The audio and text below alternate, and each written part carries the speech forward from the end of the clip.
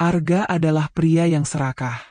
Di paviliun belakang, dua kakak ipar Maya, Siska dan Ratna, juga ikut terjerat. Siska, sang kakak tertua yang suaminya sering dinas di luar kota, merasa kesepian. Arga sang laki-laki tak pernah puas dengan nafsunya meniduri ketiga wanita dengan cara bergiliran. Apa sebenarnya yang terjadi? Mari kita lanjutkan ceritanya dari awal. Rumah bergaya kolonial milik keluarga Arga selalu terasa dingin, meskipun matahari sedang terik di luar. Bagi Maya, setiap sudut rumah ini adalah pengingat akan kegagalannya.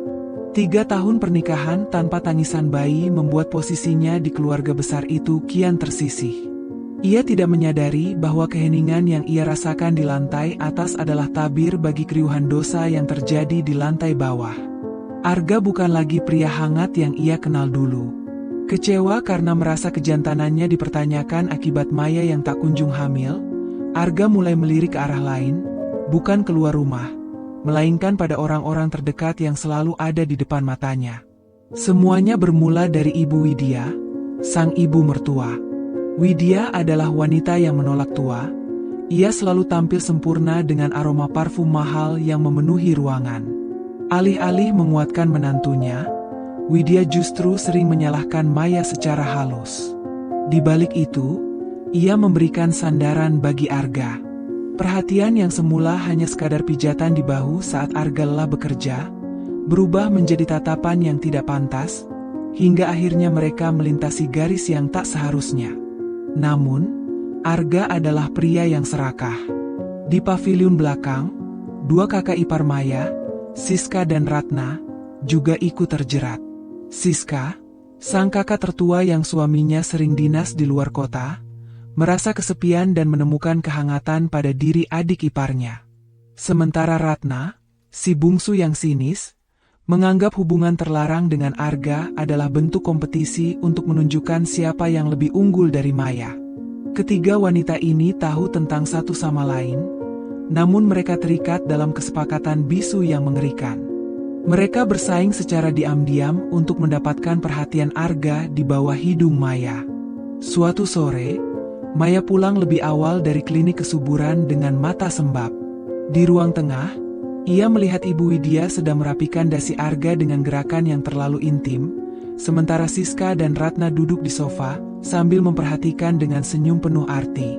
"Dokter bilang apa, Maya?" tanya Ibu Widya dengan nada manis yang dibuat-buat, tanpa melepaskan tangannya dari kerah baju Arga. "Masih sama, Bu. Masih harus menunggu," jawab Maya lirih, menahan tangis. Arga hanya mengangguk dingin tanpa menatap mata istrinya. "Mungkin memang belum rezekinya, Mei. Atau mungkin memang ada yang salah denganmu," ucap Arga tajam, membuat hati Maya hancur seketika. Malam itu, saat Maya tertidur karena pengaruh obat penenang, rumah itu menjadi saksi bisu pengkhianatan kolektif.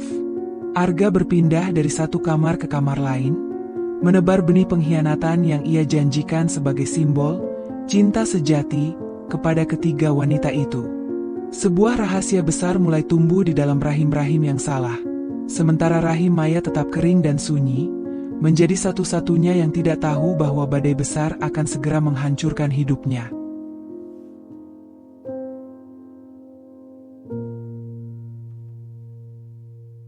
Bulan berganti, dan suasana di dalam rumah besar itu mulai berubah menjadi sangat ganjil. Maya yang masih bergelut dengan jadwal obat-obatan hormonnya, mulai menyadari adanya pola aneh yang terjadi pada ketiga wanita di sekitarnya. Pagi hari yang biasanya tenang kini, berubah menjadi ajang pelarian ke kamar mandi yang terjadi hampir serempak. Keanehan dimulai dari Ibu Widya. Wanita yang biasanya selalu rapi dan segar setiap pagi itu, kini sering terlihat pucat.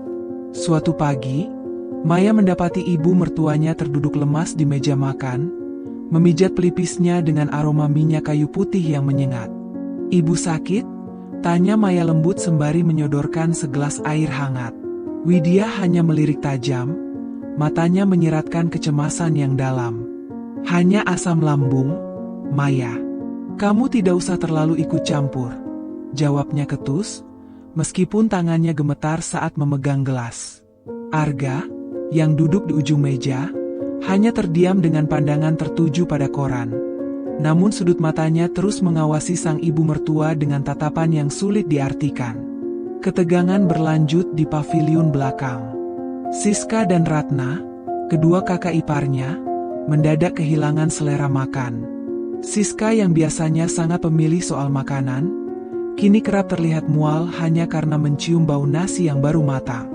Sementara Ratna, si bungsu yang ceria, mendadak menjadi sangat emosional dan sering mengurung diri di kamar dengan alasan pusing yang hebat. Maya, dengan kepolosannya, merasa kasihan. Ia mengira rumah mereka sedang diserang wabah virus lambung. Ia dengan telaten membuatkan sup dan teh jahe untuk mereka semua. Ia tidak sadar bahwa setiap kali ia masuk ke dapur, Arga, Widya, Siska, dan Ratna saling bertukar kode melalui keheningan yang mencekam. Suatu sore, Maya menemukan sebuah kantong plastik dari apotek yang tergeletak di tempat sampah belakang. Di dalamnya terdapat 4 kotak tes kehamilan yang sudah terbuka. Jantung Maya berdegup kencang. Ia mengira mungkin salah satu dari kakak iparnya sedang beruntung. Namun, ketika ia melihat hasil tes yang dibuang begitu saja di dasar tempat sampah, ia menemukan 3 alat dengan garis 2 yang sangat jelas. Ketakutan mulai merayap di hati Maya. Siapa yang hamil? Dan mengapa ada 3 orang? Di saat yang sama, Arga masuk ke dapur, memeluk Maya dari belakang dengan kemesraan yang terasa palsu. "Kenapa kamu di sini, sayang? Kamu terlihat pucat," bisiknya. Arga kemudian menoleh ke arah tempat sampah, menyadari apa yang baru saja dilihat istrinya. Matanya yang dingin berubah menjadi waspada, sementara di lantai atas, terdengar suara muntah Ibu Widya yang semakin parah, disusul oleh keluhan Siska dari paviliun. Maya menatap suaminya dengan penuh tanya. Sementara di dalam perut 3 wanita lain di rumah itu, rahasia Arga mulai bernapas dan tumbuh subur, mengunci nasib Maya dalam sebuah tragedi yang tak terbayangkan.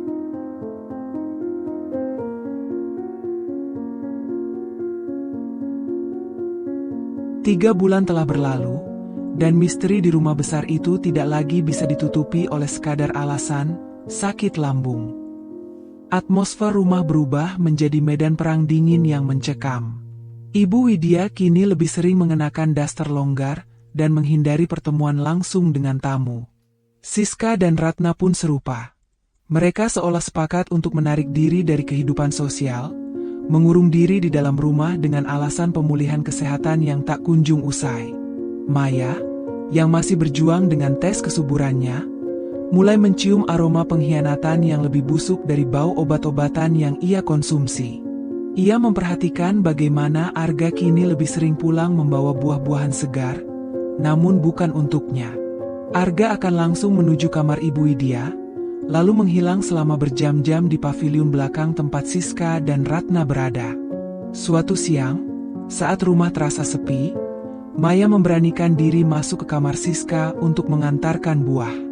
Ia mendapati kakak iparnya itu sedang berdiri di depan cermin, mengelus perutnya yang mulai membuncit dengan senyum bahagia. Di atas nakas, tergeletak sebuah kartu kontrol kehamilan dari rumah sakit ternama. Maya mengambil kartu itu dengan tangan gemetar. Nama yang tertera di sana memang nama Siska, namun kolom nama ayah membuat dunianya runtuh, Arga Baskara. Belum sempat Maya memproses kenyataan itu, pintu kamar terbuka. Ratna berdiri di sana dengan wajah pucat, namun matanya menatap tajam ke arah perutnya sendiri yang juga mulai menonjol. "Jangan merasa paling tersakiti, Maya," desis Ratna dengan suara dingin. "Bukan cuma Siska. Aku juga mengandung anaknya. Bahkan ibu mertuamu yang terhormat itu juga sedang mengandung benih suamimu." Maya mundur dengan langkah gontai hingga menabrak lemari. Di saat itulah, Ibu Widya masuk ke ruangan dengan keanggunan yang mengerikan. Ia tidak lagi menyembunyikan kehamilannya. Ia berdiri di samping kedua putrinya, membentuk barisan wanita yang dikhianati sekaligus mengkhianati. "Kamu wanita mandul, Maya," ucap Ibu Widya tanpa rasa bersalah. Arga membutuhkan penerus. Jika kamu tidak bisa memberikannya, kami yang melakukannya. Kami melakukannya demi menjaga kehormatan keluarga ini agar harta dan darah Arga tidak jatuh ke tangan orang luar. Arga tiba-tiba muncul di ambang pintu.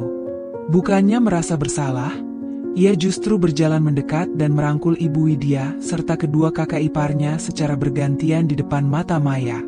Maafkan aku, Maya, tapi lihatlah mereka, ujar Arga dengan nada datar yang kejam.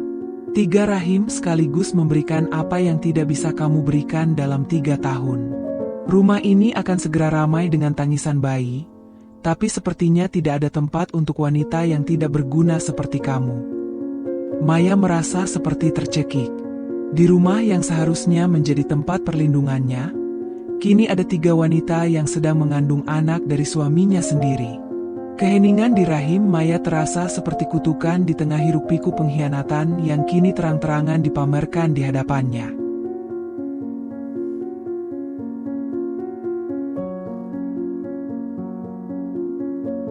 Rumah besar itu kini terasa seperti kuil pemujaan terhadap keserakahan Arga. Memasuki bulan ke-7, perut ketiga wanita itu, Ibu Widya, Siska, dan Ratna, semakin membesar secara drastis. Mereka tidak lagi bersembunyi.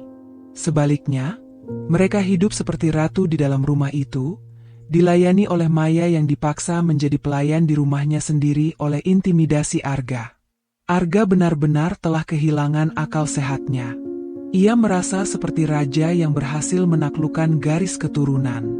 Ia bahkan merencanakan sebuah pesta syukuran besar, mengundang keluarga jauh dengan dalih syukuran keluarga. Padahal itu adalah panggung untuk memamerkan kegilaannya. Malam pesta itu tiba. Maya berdiri di dapur, menyiapkan hidangan dengan tangan yang gemetar. Dari ruang tengah, terdengar tawa bangga Arga yang duduk dikelilingi oleh ketiga wanita hamil tersebut. Namun, suasana yang penuh kemenangan itu berubah menjadi horor dalam sekejap. Ibu Widya tiba-tiba memegang perutnya dengan wajah yang sangat pucat. Cairan kemerahan mulai mengalir di sela kakinya, membasahi lantai marmer yang putih. Tak berselang lama, Siska dan Ratna juga mengerang kesakitan yang hebat. Mereka bertiga jatuh tersungkur secara bersamaan, menjerit kesakitan yang tak terkira. Arga panik, ia mencoba menolong. Namun ia sendiri tiba-tiba merasakan kram hebat di perutnya, dan mulai memuntahkan cairan hitam. Maya berjalan perlahan keluar dari dapur, wajahnya tenang namun matanya kosong. Ia memegang botol obat hormon miliknya yang telah ia ganti isinya dengan zat kimia pembersih dosis tinggi dan racun tanaman yang ia campurkan ke dalam jamu yang diminum mereka berempat setiap sore selama seminggu terakhir. Kalian bilang rahimku kosong? Bisik Maya dengan suara yang sangat lembut, hampir tidak terdengar di antara jeritan kesakitan mereka. Memang kosong. Tapi setidaknya, rahimku tidak akan menjadi kuburan seperti rahim kalian malam ini. Jeritan itu perlahan meredup menjadi rintihan lemah. Arga menatap Maya dengan ketakutan luar biasa sebelum pandangannya mengabur. Ketiga wanita itu kehilangan janin mereka dalam tragedi yang mengerikan tepat di depan mata Arga, sebelum nyawa mereka sendiri ikut tercerabut. Polisi datang beberapa jam kemudian setelah laporan dari tetangga yang mendengar keributan. Mereka menemukan Arga, Ibu Widya, Siska, dan Ratna dalam keadaan tak bernyawa di tengah ruang tengah yang megah. Namun, Maya tidak ada di sana. Beberapa saksi mata mengatakan melihat seorang wanita mengenakan gaun putih berjalan menuju jembatan sungai di belakang rumah, menggendong sebuah boneka bayi yang dibalut kain jarik. Maya pergi membawa kegilaannya, meninggalkan rumah besar itu sebagai monumen berdarah atas sebuah pengkhianatan yang melampaui batas kemanusiaan. Rahim yang mandul tetap sunyi, namun dendam yang ia lahirkan telah menghabisi seluruh garis keturunan Arga tanpa sisa. Tamat.